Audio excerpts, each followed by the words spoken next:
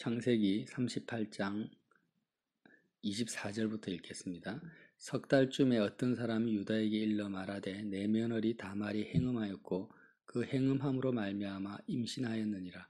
유다가 이르되 그를 끌어내어 불사르라. 여인이 끌려나갈 때에 사람을 보내어 시아버지에게 이르되 이 물건 임자로 말미암아 임신하였나이다. 청하건대 보소서 이 도장과 그 끈과 지팡이가 누구의 것이니까 한지라. 유다가 그것을 알아보고 이르되 그는 나보다 옳도다. 내가 그를 내 아들 셀라에게 주지 아니하였음이로다 하고 다시는 그를 가까이 하지 아니하였더라. 아멘. 야곱과 요셉의 이야기가 계속 펼쳐지고 있는데요. 야곱이 형들에게 배신을 당하고 형들의 모략으로 말미암아 애굽으로 팔려가게 되죠. 그래서 37장에는 미디안 사람들은 그를 애굽에서 바로의 신하대장 보디발에게 요셉을 팔았더라 이렇게 끝이 납니다. 그런데 갑자기 38장에 들어와서 그 후에 유다가 자기 형제들로부터 떠나 내려가서 아둘람 사람 히라와 가까이 하니라. 유다의 이야기, 유다와 다말의 이야기가 38장에 등장한다라는 거예요. 그래서 하나님께서 왜 이렇게 성경을 배치를 해 놓으셨냐면, 사실은 사람들은 자꾸 요셉이 총리된 이야기에 관심이 많아요. 요셉의 이야기가 기록된 것처럼 보이지만 그뿐만이 아니라 하나님 아버지의 그 관점에서 이 창세기는 요셉을 매개체로 해서 사실은 유다의 이야기를 적고 있는 것입니다. 유다의 변화, 유다의 마음이 어떻게 변화되어지는지를 아는 것이 요셉이 총리된 것을 아는 것보다 어떤 면에서는 더 중요하고 무게감이 있다라는 것을 성경의 내용을 통해서 우리가 알 수 있습니다. 지금 유다의 심경 변화를 한번 우리가 살펴볼 필요가 있어요. 형제들이 요셉을 죽이려고 할 때 극구 말리면서 26절에 보면 37장 26절에 보면 유다가 자기 형제에게 이르되 우리가 우리 동생을 죽이고 그의 피를 덮어둔들 무엇이 유익할까? 자, 그는 우리의 동생이요 우리의 혈육이니라 하면서 요셉을 죽이고자 하는 형제들의 그 악함을 막습니다. 누가요? 유다가. 그리고 나서 피 묻은 채색옷을 아버지에게 가지고 가니까 아버지가 모든 위로를 거절하면서 슬퍼하는 모습을 또 유다가 보게 되지 않습니까? 이런 사건이 있은 이후에 유다는 어떤 행동을 취하냐면 자기 형제들로부터 떠났다고 합니다. 자기 집안에서 떠났다는 거죠. 한마디로 말하면 야곱의 집안이 지금 콩가루 집안이잖아요. 어떻게 이렇게 배신과 시기 질투와 살인과 간통과 자기 형제를 노예로 팔아버리는 그런 자기 집안, 콩가루 집안 같은 그런데 정이 뚝 떨어져 버린 거예요. 유다의 입장에서는. 아버지를 봐도 정말 편애하면서 형제들로 하여금 이렇게 요셉을 죽일 수밖에 없을 정도로 공의가 없이 저렇게 편애해서 저런 고통 속으로 빠져들어가는가. 평생 우리를 차별한 아버지. 형제들을 봐도 어떻게 이렇게 악할 수가 있나. 아무리 그래도 동생인데 동생을 죽이고 또 아버지를 속이고 자기 자신도 그러한 범죄에 동참했지 않습니까? 그리고 아버지는 이제는 더 이상 세상 살 소망이 없어서 누구의 위로도 받지 않고 슬퍼하는 그런 모습을 보는 것 자체가 괴롭죠. 너무나 괴롭기 때문에 이제는 가족 구성원 중에 누구를 봐도 한마디로 말해서 기쁨이 없고 평강을 누릴 수가 없는 상태가 돼버린 거예요. 그런 어떤 인간의 죄악, 특히 자기 가족의 죄악에 정말 치를 떨면서 또 양심의 찔림, 여러 가지 복합적으로 제일 힘들었던 사람이 누구였냐? 바로 유다였다라는 겁니다. 그래서 유다는 더 이상 있을 수가 없었습니다. 자기 형제들로부터 떠나서 다른 가나안 땅으로 가버립니다. 그리고 나서 어떤 행동을 하냐면 38장 2절에 보면 유다가 거기서 가나안 사람 수아라 하는 자의 딸을 보고 그를 데리고 동침합니다. 이제는 뭐 유다 입장에서는 선민에 대한 개념이 의미가 없습니다. 아브라함의 하나님, 이삭의 하나님, 정말 그 위대하고 전능하신 하나님을 머리로 알죠. 유다도 배웠죠. 그리고 야곱의 하나님, 자기 아버지의 하나님, 베델에서 나타나시고 또 뭐 에서의 손에서 구원하시고 알지만 이런 가정사에 죄악된 사건들을 여러 번 겪고 보니까 이제는 뭐 하나님이고 뭐고 내가 선민의식, 내가 야곱의 아들로서 내가 태어났다. 이런 이스라엘이라는 그 이스라엘의 하나님에 대한 그 의식 자체가 아무 유다의 입장에서는 뭐 중요한 상태가 아닌 거죠. 그래서 다 알고 있습니다. 유다도 아버지가 얼마나 그 가나안 여인하고 결혼하지 않기 위해서 2,500km나 그 삼촌 라반의 집까지 가서 라헬과 레아와 결혼한 것을 알고 있죠. 이삭도 알고 있습니다. 그걸 다 알고 있는 유다는 지금 어떻게 합니까? 마치 10대 바나나처럼 가나안 여인하고 동침해서 아이를 낳아버리는 거예요. 이런 유다의 행동을 통해서 우리는 뭘 알 수 있냐면 이제는 정남이가 다 떨어져 버렸습니다. 뭐 선민이고 뭐고 하나님이고 뭐고 다 필요 없어져 버린 그런 상태로 자기 자신을 한마디로 세상에 던져버린 것입니다. 가나안 여인과 결혼했다라는 것이. 가나안 사람 수아라는 자의 딸을 보고 동침하고 이제 아들을 낳았는데 그를 엘이라고 합니다. 엘이라는 아들을 낳고 둘째 아들은 오난이고 셋째 아들은 셀합니다. 그리고 장자 엘을 위하여서 또 아내를 데려오는데 이방 여인을 데리고 오는 거예요. 다말이라는. 그러니까 유다 입장에서 자신뿐만 아니라 자신의 자녀들까지도 이제는 뭐 아브라함의 하나님, 이삭의 하나님, 야곱의 하나님과 상관없이 자녀를 낳고 키워버리는 것입니다. 가정을 떠난 것뿐만 아니라 실제로는 뭐 하나님을 떠났다고 해도 과언이 아니죠. 그런데 그렇게 가나안 여인과 결혼한 결혼을 통해서 낳은 아들 엘이요. 7절에 보면 여호와 보시기에 악함으로 여호와께서 그를 죽이신지라.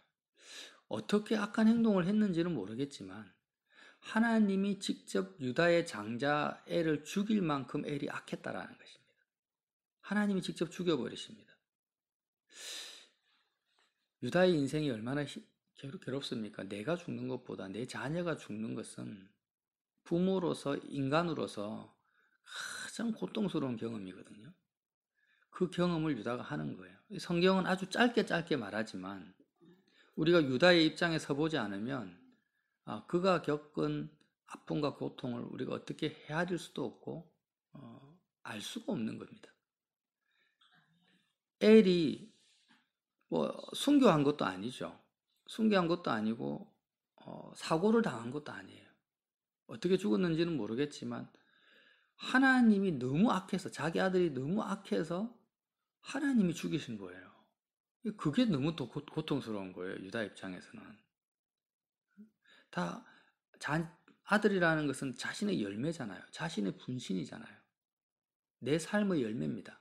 근데 내 삶의 열매가 너무나 악하기 때문에 하나님이 직접 죽일 수밖에 없는 그런 열매를 본인이 경험한 것입니다. 그리고 이제 계대 결혼이라는 게 있잖아요. 자기가 다말을 데리고 결혼을 시켰는데 며느리를 책임질 수가 없으니까 계대 결혼 제도, 동생이 책임지도록 그렇게 전통이 있는 거예요.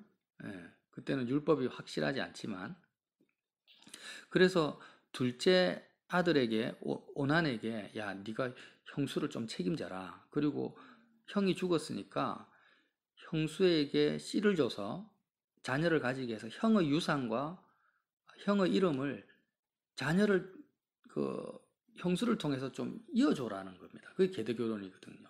그냥 도덕적으로만, 재정적으로만 형수를 책임지는 게 아니고요. 그 당시 계대교로는 어, 형수에게 자녀가 있게 해서 내 성이 아니라 형의 성을 쫓아가게 하는 겁니다. 같은 성이지만 형의 모든 계보를 쫓아가게 해주는 그런 섬김의 차원이 뭐냐면 형수를 취하는 것입니다. 근데 이 오난이 어떻게 합니까?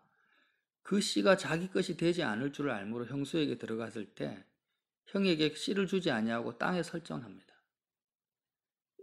장자는 아버지의 유산을 2배를 더 가져옵니다.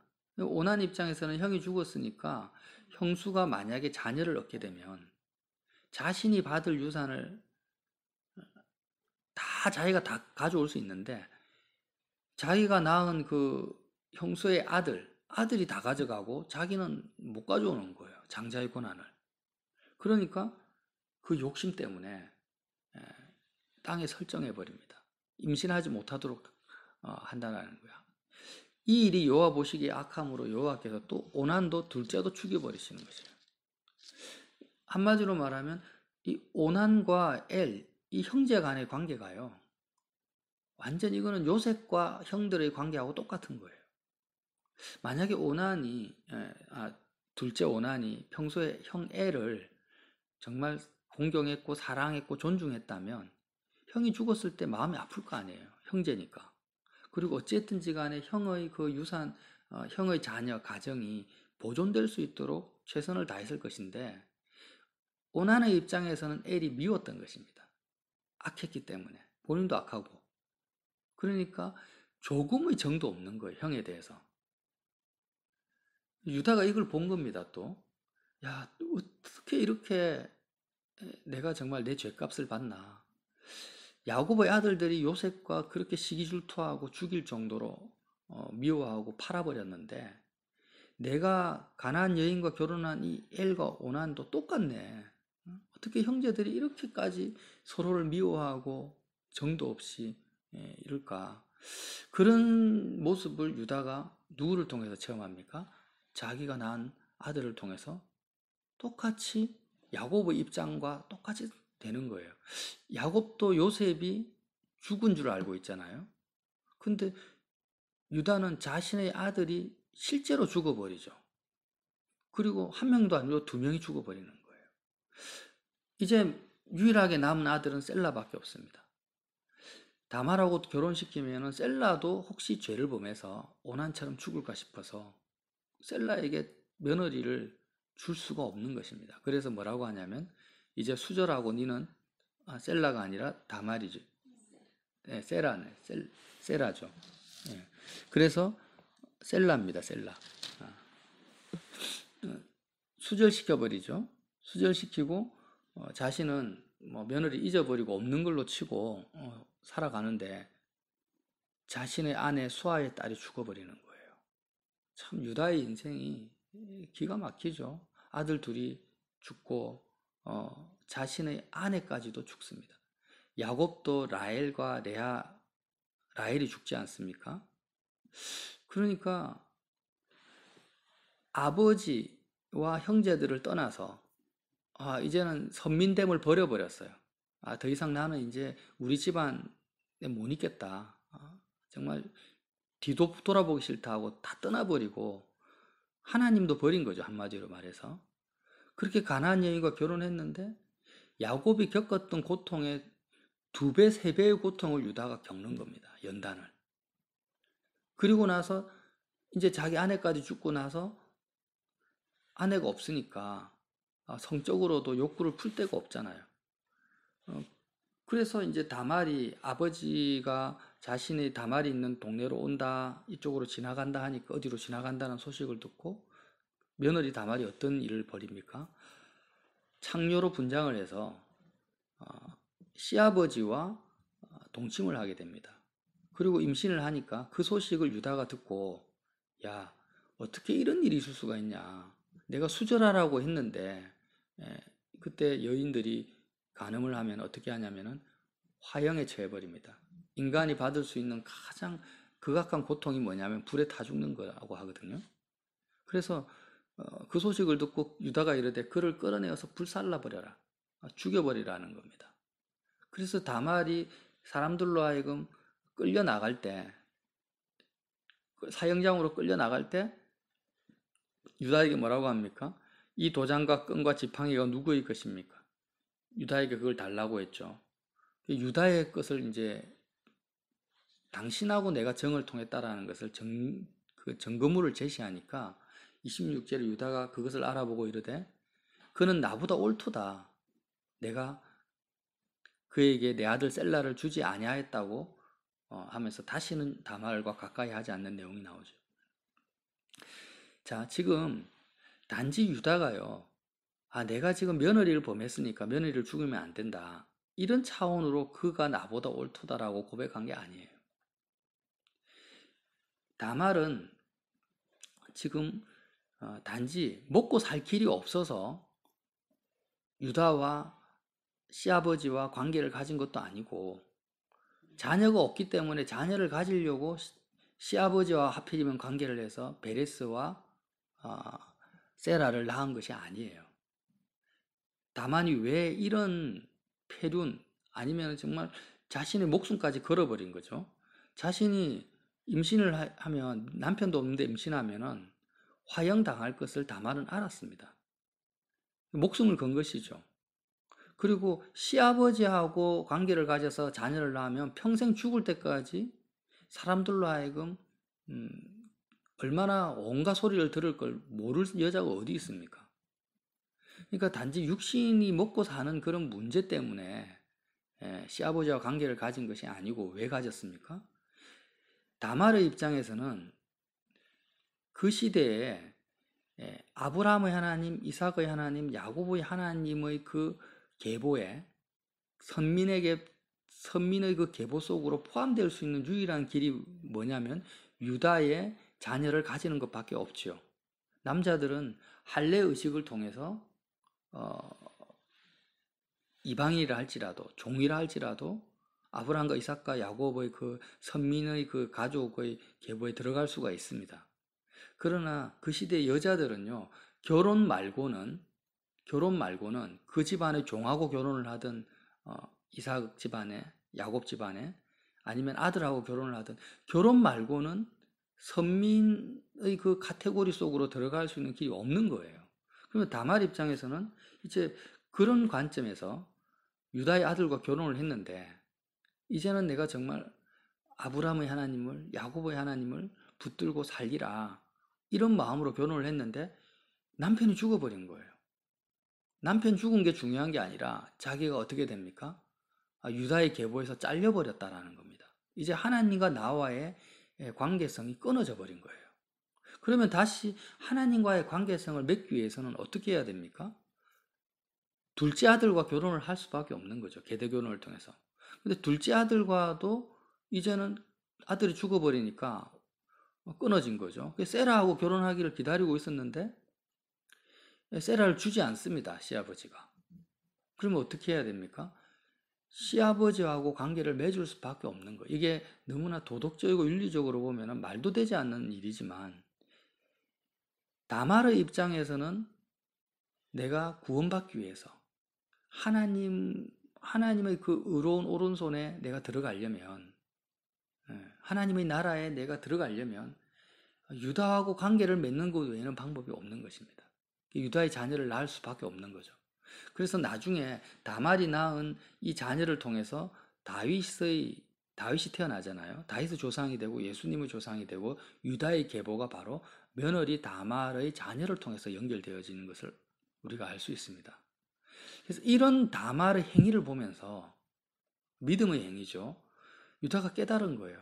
야, 나는 지금 야곱의 그 아버지의 편애와 인간적 사랑과 또 그 형들의 그 온갖 죄악들, 요셉을 팔아버리고 살인 강도, 그 자기 자신의 죄, 이런 콩가루 집안의 이런 온갖 인간들의 죄 때문에 치가 떨려서 내가 다 버리고 하나님이고 뭐고 다 필요 없다. 집안을 다 떠나버리고 가나안 여인하고 결혼해서 여태까지 내 마음대로 살아왔는데, 그리고 그런 삶의 열매가 너무나 악하고 악했는데, 아니 이 세상에 며느리 다말은 이방 여인이고 선민도 아닌데 목숨을 걸고 수단과 방법을 가리지 않고 이렇게 아브라함의 하나님, 이삭의 하나님, 야곱의 하나님을 붙드는 그 며느리의 믿음을 본 거예요. 그걸 보고 며느리하고 자기를 비교해 보니까 며느리가 훨씬 더 나았다라는 겁니다. 하나님을 붙드는 측면에 있어서 며느리가 자기보다 훨씬 나은 거예요. 이제 유다의 마음이 어떻게 변했을까요? 이미 인간적으로 아버지, 형제들은 다 버린 상태예요. 소망이 없었습니다. 다말 만나기 전부터. 그래서 자신을 던져버린 거예요. 그런데 이제 다말을 통해서 유다의 마음에 하나님을 다시 찾게 된 거예요. 그렇구나. 내가 여태까지 사람들의 죄만을 보고 살아왔구나. 야고보의 죄, 형제들의 죄만 보고 살아왔는데 이제 유다의 마음에서는 하나님의 은혜가 보이기 시작한 거예요. 나의 죄, 나 자신도 싫은 거였죠. 그전에는. 다말이 사실은 오난보다 더 큰 죄를 범한 거죠. 알고 보면 간음을 했으니까 시아버지와. 근데 하나님 관점에서는 그게 중요한 게 아니라 뭐가 악한 것이냐. 자신의 죄물을 취하기 위해서 땅에 설정한 오난, 아니면 시아버지와 폐륜을 저지른 며느리 다말, 도대체 뭐가 더 악하고 죄인가? 알고 보면은 다말이 더 큰 악이죠. 사람들의 눈에 보면은 다말이 훨씬 더 이제 화형시켜야 될 죄입니다. 근데 하나님의 시각은 달랐던 거예요. 오난과 엘은 하나님을 찾고 구하고자 하는 마음이 전혀 없습니다. 근데 다말은 어떻습니까?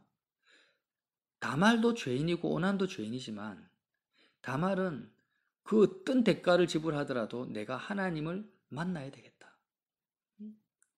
하나님과 연합되어야 되겠다라는 그 믿음이 있었던 거예요. 이걸 본 거죠, 유다가. 그렇구나.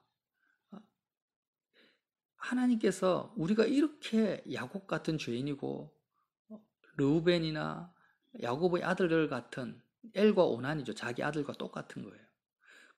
이런 죄악된 우리를 버리지 아니하시고 포기하지 아니하시고 계속해서 붙드시는 이유가 무엇인가? 그 이유는 바로 다말과 같은 믿음 때문이구나. 야곱이 계속해서 온전히 세상을 버리지 못하잖아요. 그런데 하나님이 야곱을 붙들고 계세요. 왜? 야곱에게 은혜를 베푸셨는데 어떤 은혜입니까? 하나님을 찾고 구하고자 하는 마음이 야곱에게 있었던 거예요. 그게 뭐냐면 은혜로 야곱에게 주신 거죠. 야곱이 잘한 것이 아니라. 그 마음 하나 하나님 보시고 당장 불태워 죽여야 될 죄들을 수없이 짓고 있는 그 야곱의 아들들과 야곱을 계속해서 사랑하시고 붙드시고 인도하시고 참으시고 인내하시는 그 하나님의 사랑과 은혜를 유다가 본 것입니다. 동일하게 자기를 붙들고 있는 거예요.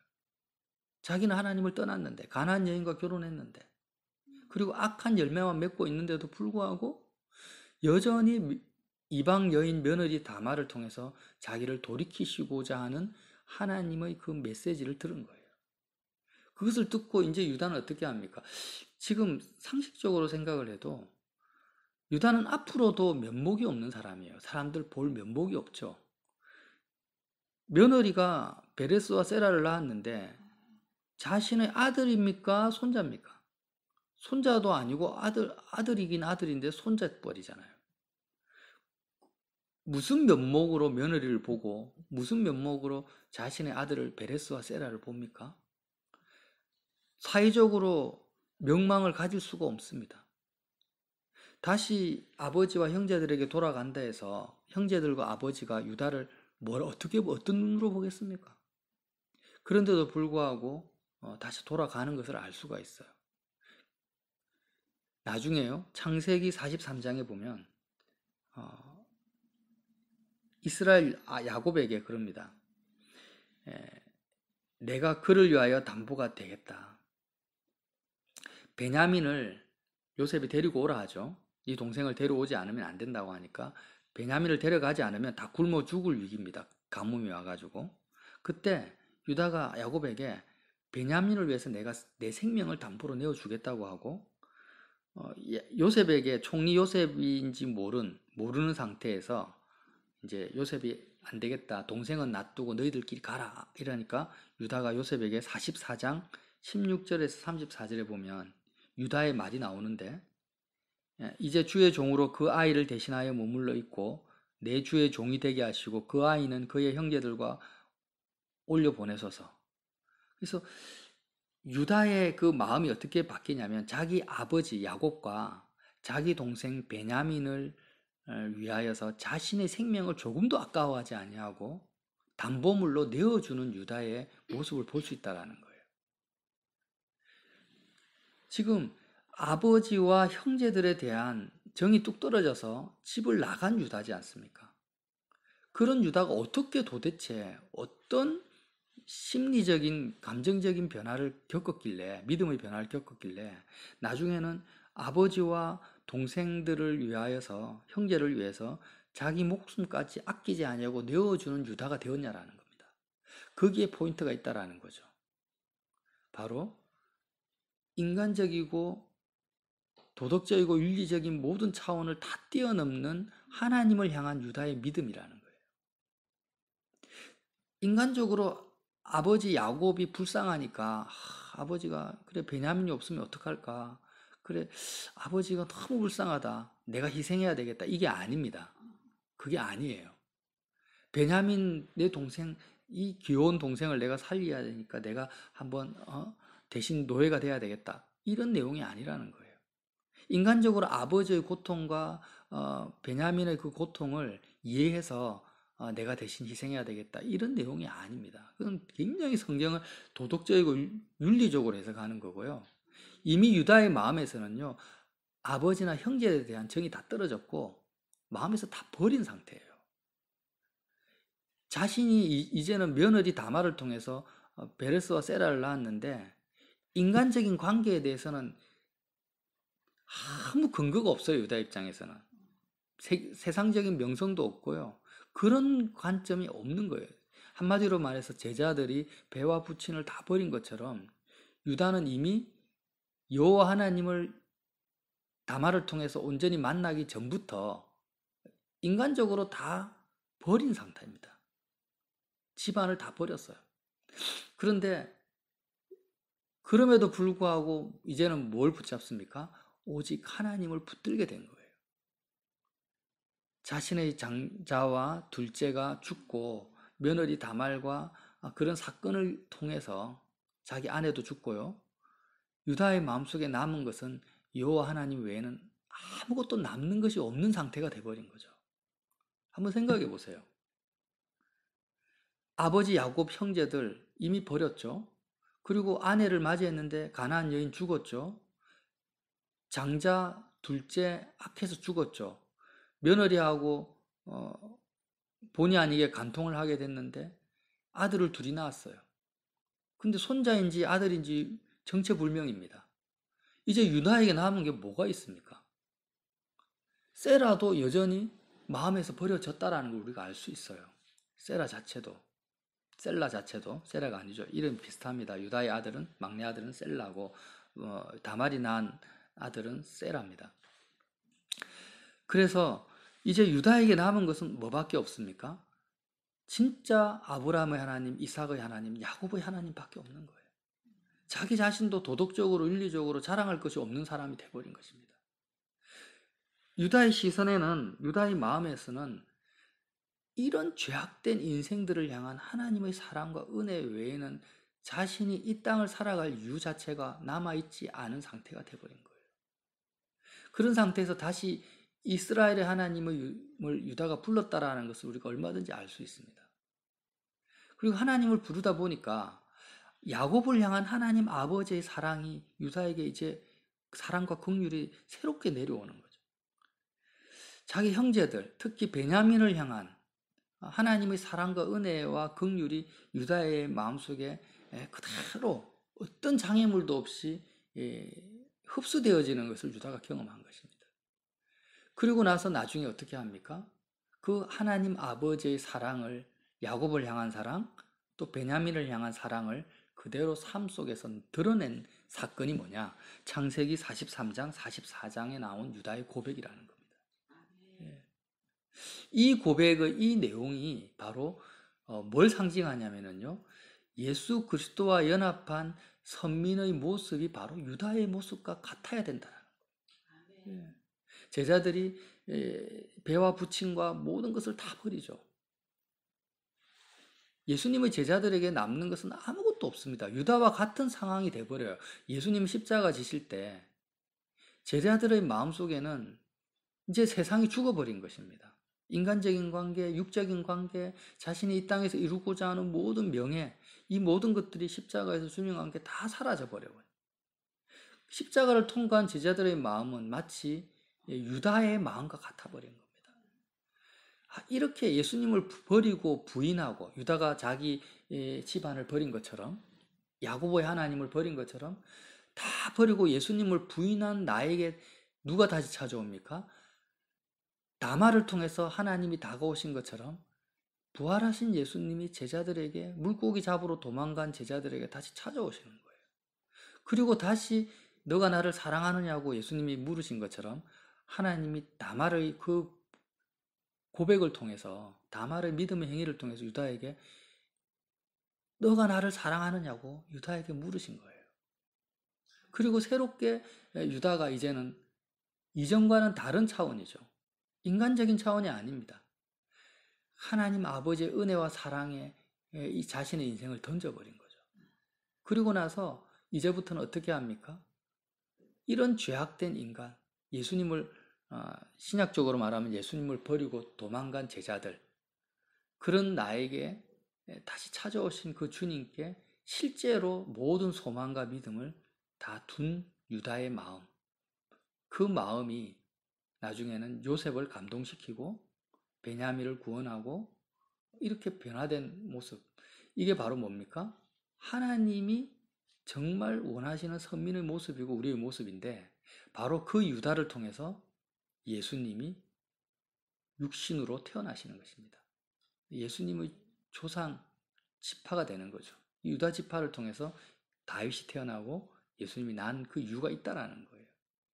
사람들은 자꾸 요셉이 애굽의 총리가 되어서 대단하다, 기근에서 구원했다 이렇게 이야기를 하지만 하나님의 관점에서는 인간의 의와 행위가 중요한 것이 아니기 때문에 뭐가 중요합니까?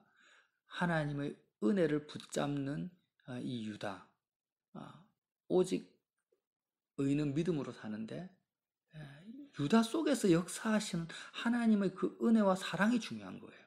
또 유다가 잘한 것도 아니죠. 유다 안에서 역사하시는 하나님의 그 구원의 역사, 그 눈에 잘 보이지는 않습니다. 요셉을 통해서 나타난 하나님의 역사는 너무나 선명하게 보이지만 유다의 10년 가운데 일하시는 하나님의 그 역사는 자세히 성경을 보지 않으면 잘 나타나지 않지만 그러나 이것이 진정으로 가장 성경에서 감동적이고 놀라운 역사입니다. 이 마음을 우리도 유다와 같은 길을 걷고 있는 거예요, 사실은. 어떻게 하나님 사랑하는 것이 이웃 사랑과 같을 수가 있는가? 이웃을 내 몸과 같이 사랑한다는 것이 무엇인가? 우리는 유다를 통해서 알 수 있다라는 거예요. 단지 그냥 유다가 야곱과 같은 아들을 잃어버리는 그 고난을 내가 겪었고 야곱이 라헬이 죽은 그 고난, 유다의 아내가 죽은 그 고난을 겪었기 때문에 이심점심이다. 야곱의 그 고난을 겪은 유다가 야곱의 마음을 알게 되었고 그렇게 아버지를 위해서 그런 아버지를 사랑하고 존중하는 마음에서 유다가 그렇게 희생했다. 이렇게 해석하면 안 됩니다. 그건 지극히 인간적인 해석이에요. 그게 아니고요. 유다는 다 버렸습니다. 아버지의 관계도 끊었고 이미 형제들과의 관계도 다 끊은 거예요. 유다에게 남은 것은 하나님 한 분밖에 없습니다. 하나님 한 분 남고 보니까 이제부터는 어떻습니까? 야곱과 형제들을 향한 하나님의 사랑과 자비와 긍휼 안에 들어가 버린 거예요. 놀랍죠. 우리가 십자가를 통해서 우리의 육신의 관계, 자녀의 관계, 내가 이 땅에서 내가 관계하는 모든 인간적인 관계가 다 죽어버리고 정말 끊어질 때 유다처럼 그때 이제 우리의 마음에도 남는 것은 뭐밖에 안 남을까요? 인간적인 부자지간의 정 다 없어졌으니까 뭐밖에 안 남습니까? 이 땅을 향한, 세상을 향한 하나님의 사랑과 긍휼만 남는 거예요. 그 사랑과 긍휼이 우리를 통해서 흘러가는 거죠. 내가 하는 것은 아무것도 없어요. 유다가 이렇게 자신의 생명을 담보로 해서 집안을 구원하는 구원의 역사가 나타난다 할지라도 유다의 마음속에는 자랑이 있을 수가 없죠. 내가 한 것이 아니라 다 주님의 사랑과 은혜입니다. 이런 고백, 이런 유다의 고백이 저와 여러분의 삶을 통해서도 동일하게 고백되어지는 십자가 복음, 그 복음이 역사하시기를, 오늘도 역사하시기를 예수님 이름으로 빌어드립니다.